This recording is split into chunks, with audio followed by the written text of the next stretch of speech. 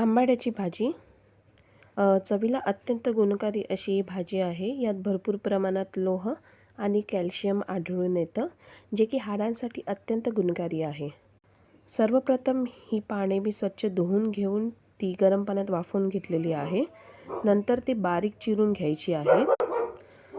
नंतर एका पॅनमध्ये तेल, त्यात जिरं आणि हिंगाची फोडणी द्यायची। हिंग ऑप्शनल आहे। त्यात मिरची, लसूण आणि कोथिंबीर याचा ठेचा केलेला होता तो मी ॲड केला। नंतर त्यात कांदा ॲड करून थोडंसं परतवून घ्यायचं, थोडासा लालसर झाला पाहिजे। मग त्यात मीठ टाकलेलं आहे। थोडंसं परतवून झाल्यानंतर त्यात हळद, थोडंसं लाल तिखट मसाला ॲड करून परतवून घ्यायचं। नंतर त्याला थोडी वाफ येऊ द्यायची।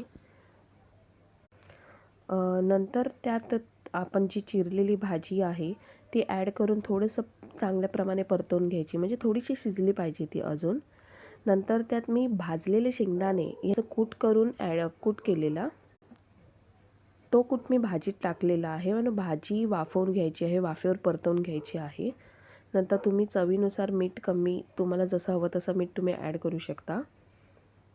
आणि तुमची आंबाड्याची भाजी ही तयार आहे। व्हिडिओ आवडल्यास लाईक करा आणि सबस्क्राईब करायला विसरू नका।